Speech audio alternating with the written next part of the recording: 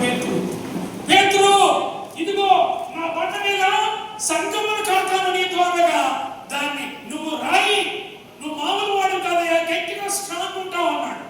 మరి ఆయన భార్య కూడా సేవలు సమర్పించుకుని ఇద్దరు భార్య భర్తలు సేవలు చేసుకున్నారు. ఆమె నేను పాపకి చెప్పేదానికి వాళ్ళు స్పందన అయిపోయాయి. ఎందుకంటే చాలా మంది మీరు సర్విస్తారు, ఏదో గొప్ప ఉద్యోగానికి వచ్చి బయటకు వచ్చి జాబులు చేసుకున్న వాళ్ళు చాలా మంది సేవకి సమర్పించుకుని బయటికి అసలు సేవకి రాకూడదు.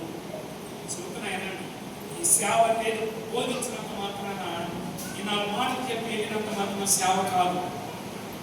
దీంట్లో మేము ఏమైనా కానీ మీకు మెసేజ్ ఇవ్వడానికి నేను ఉదయం నుంచి ధ్యానిస్తూ వచ్చే వాక్యం, ఇక నేను వాక్యంతో వెళ్ళాలి. ఎంత ధ్యానించానంటే పలుకుని పొల్లాడి నిలబడి మోకాల మీద ఉండి అయ్యగారు స్నానం చేసినప్పుడు నేను మోకాల మీద బెడ్ దగ్గర ఉన్నా. నీకు వాక్యం చెప్పడానికి ఎలా చెప్పాలి ప్రభా? ఎందుకంటే ఈ కర్మం మళ్ళీ రాదు. అర్థమవుతుందమ్మా? ఈ యొక్క అవకాశం అనేది మళ్ళీ రాదు కనుక నేను ఎలా చెప్పాలి అని అంటే you can go to preach the word of God to the historical message. చరిత్రలో నిలిచి